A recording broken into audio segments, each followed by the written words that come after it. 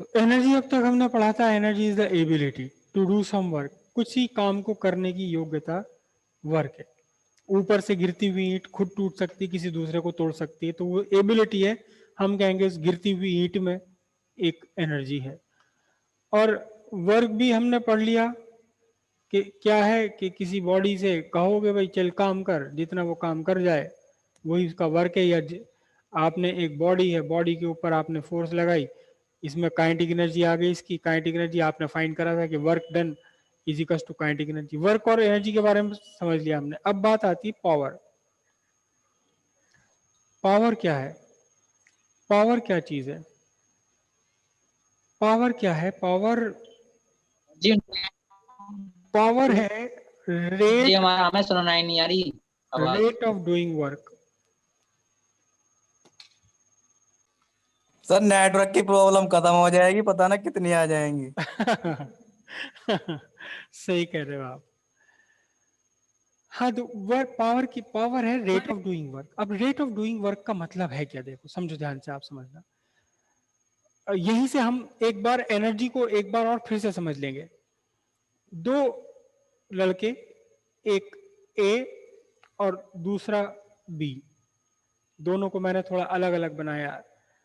ए हल्का सा, हल्का फुल्का सा, बी थोड़ा भारी भरकम सा। ठीक है। अनिल सर ने कहा भी चक्कर लगाओ मैदान के, दौड़ पड़े दोनों के दोनों, दोनों के दोनों दौड़ पड़े। पता चला दोनों ने 200 मीटर का डिस्टेंस कवर किया, दोनों ही 200 मीटर का डिस्टेंस कवर किया। लेकिन ये जो ए है हल्का फुल्का सा, पतला दुबला सा, इसको टाइम लगा 5 मिनट, और जो थोड़ा भारी भरकम था इसको टाइम लगा 8 मिनट। तो काम दोनों ने एक सा किया है, काम दोनों ने एक सा किया है, लेकिन काम अलग अलग टाइम में किया है। इसने पर सेकंड कितना काम किया? 200, वो जो भी वर्क है उसे डिवाइड कर देंगे 5 मिनट से। इसने कितना किया? जो भी वर्क है उसे डिवाइड कर देंगे 8 मिनट से। सीधी बात है, इसने जल्दी काम किया, इसने जल्दी काम किया है। तो हम ये कहेंगे कि इस समय power of A is larger than power of B. A की पावर ज्यादा है, बी की पावर कम है। ए की पावर ज्यादा है, बी की पावर कुछ इससे कम है। लेकिन हुआ क्या? हुआ क्या? ये 200 मीटर गया, 200 मीटर जाने के बाद में फिर वापस आया, 200 मीटर वापस आया। अनिल सर ने कहा मुझे एक बार और एक चक्कर और लगाओ। ठीक है जी, अच्छा। ये 200 मीटर गया, फिर 200 मीटर वापस आ गया। और ये भी ऐसे ही कर रहा था, 200 मीटर गया, 200 मीटर वापस आया, फिर इसने भी साथ 200 मीटर। 2 चक्कर पूरे हो गए। अनिल सर ने कहा एक एक चक्कर और लगाओ। ये सर अब मुझसे नहीं हो सकता, मैं नहीं लगाने का बिल्कुल भी, इससे आगे नहीं भाग सकता अब। इसने कहा अच्छा अच्छा सर, अभी कम से कम एक दो चक्कर तो आपने बड़ी चिंता करी, 2-3 चक्कर तो मैं लगा लूंगा यूं ही।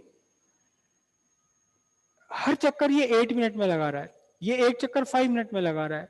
तो हम कहेंगे इस ए के लिए rate of doing work fast है, ये तेजी के साथ काम कर रहा है, ये थोड़ा स्लो काम कर रहा है, इसका रेट ऑफ डूइंग वर्क कम है।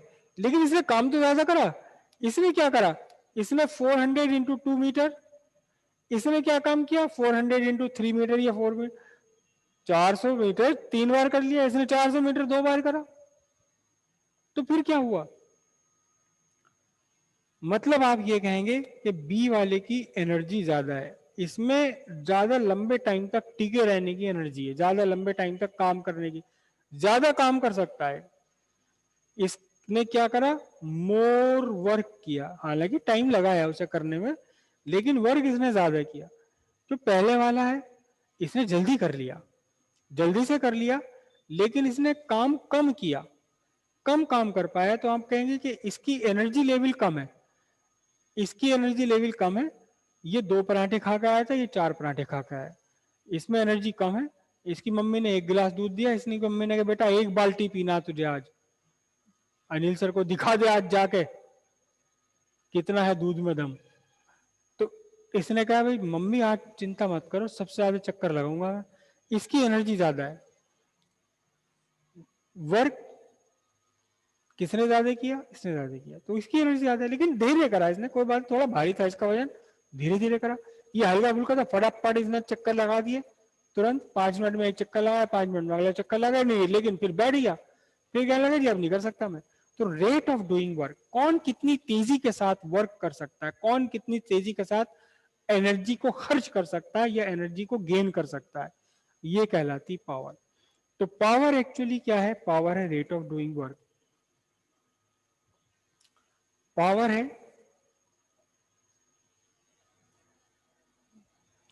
रेट ऑफ डूइंग वर्क, काम करने की तेजी, काम करने की तेजी है work.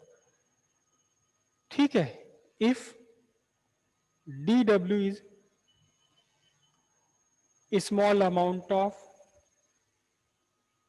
work done, a small amount of work done in small time dt time में dw वर्क करा, तो पावर कितना हो जाएगा, पावर होगा dw बाय dt। वर्क की यूनिट कितनी होती है, जूल, टाइम की यूनिट कितना होता है, सेकेंड, जूल पर सेकेंड। वर्क इक्वल्स वो sorry power equals rate of doing work. Rate of doing work कैसे फाइंड करोगे, differentiation of work with respect to time.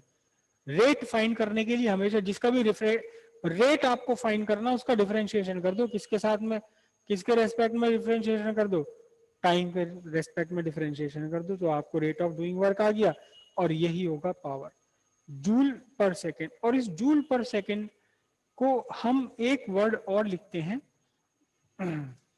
एक वर्ड और लिखते हैं, जूल पर second is equals to watt, WATT what.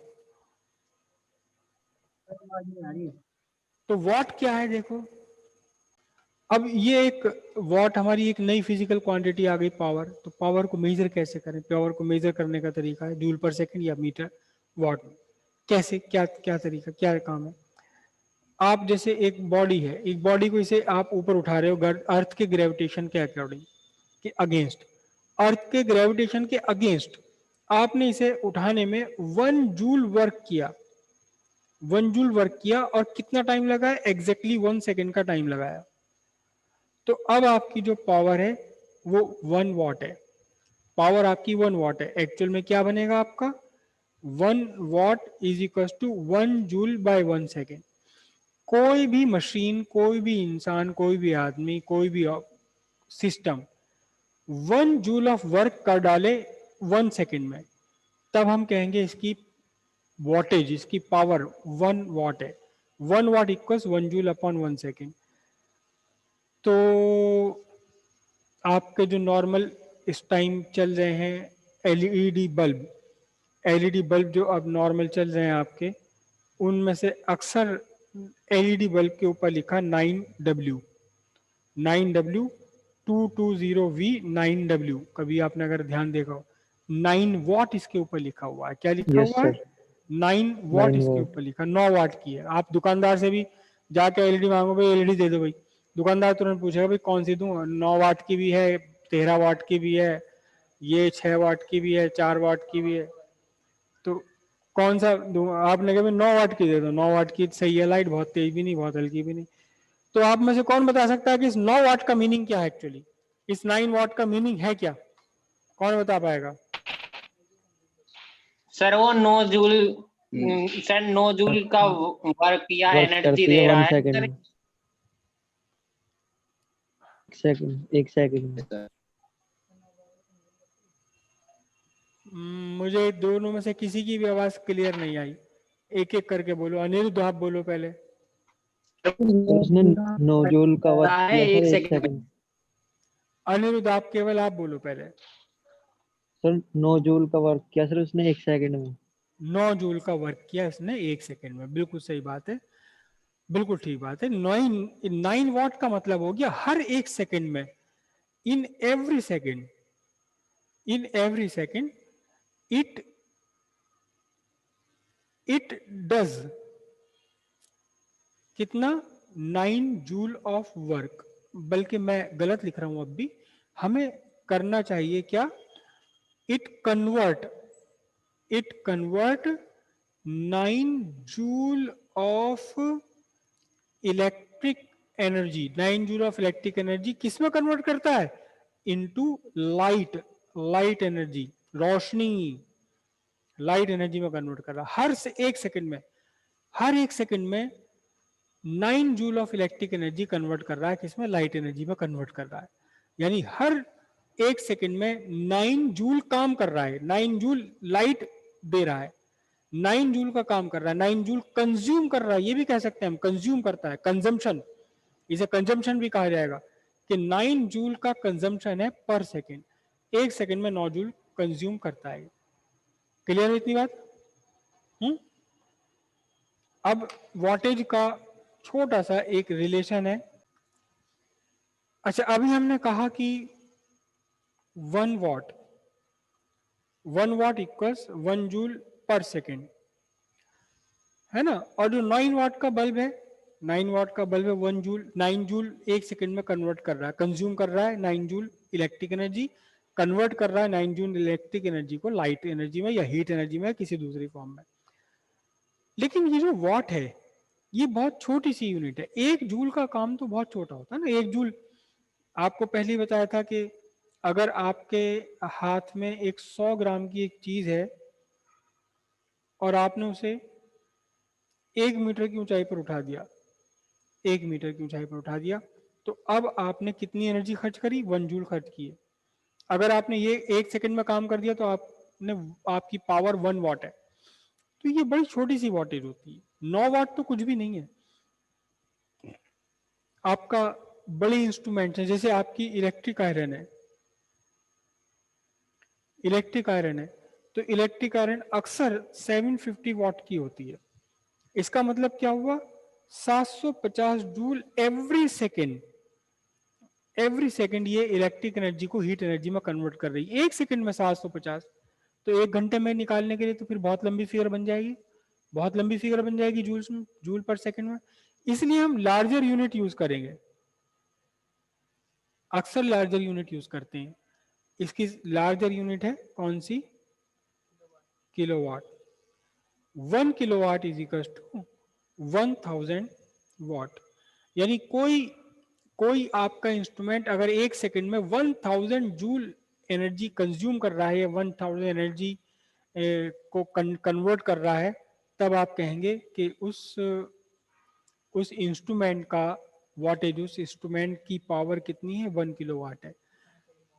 Submersible में जैसे होती है, समरसेबिल में बता रहे हैं अभी कि समरसेबिल किलोवाट में होता है। अभी कितने किलोवाट का समरसेबिल लगाना, आधा किलोवाट का लगाना, पौने किलोवाट का लगाना, तो वो वहां किलोवाट यूज होता है। जो बड़े इंस्ट्रूमेंट्स हैं वहां किलोवाट यूज होता है। एक और चीज यूज होती है, और आपने से ज्यादातर बच्चे जानते होंगे, हॉर्स पावर।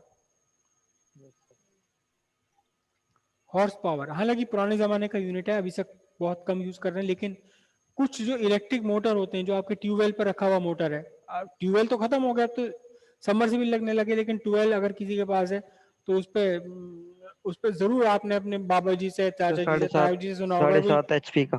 कितने का? सर 7.5 HP, 10 HP का 7.5 HP। बड़े मोटर। 7.5 HP का मोटर है। इसका मतलब भयानक जबरदस्त वाला मोटर है। 4-5 आदमियों से तो उठता होगा ये मिला करके, 2 आदमी तो उठा भी नहीं सकते इसे। सर कुंटलों का रहता सर। मतलब आपकी खेती जो है मेरे ख्याल से 50-60 बीघे की तो खेती है, तभी लगेगा 7.5 हॉर्स पावर का ट्यूबवेल, तो है या नहीं? सर ज्यादा ही। ज्यादा है, बढ़िया, मेरा अंदाजा ठीक। तो ये जो हॉर्स पावर है ये अभी भी यूज होता है। और जो व्हीकल्स के इंजन है, कार और बस का इंजन, उनकी भी अभी पावर हॉर्स पावर में चल रही है। और हॉर्स पावर कितना होता है? एक्चुअली 746 वाट के इक्वल होता है। पुराने जमाने की, अंग्रेजों के टाइम की ये यूनिट है बनी हुई, अब तक भी यूज हो रही है। 746 वाट। मुझे समझ नहीं आया, पता नहीं क्यों 746 वाट था। कोई घोड़े से इन्होंने काम करवा के देखा था, 746 वाट उसने काम करा। कैसे इसका हॉर्स पावर कैसे पड़ा? किसी दिन नेट पे ढूंढूंगा कि हॉर्स पावर आया कहां से। तो ये आपका हॉर्स पावर हो गया। एक छोटी सी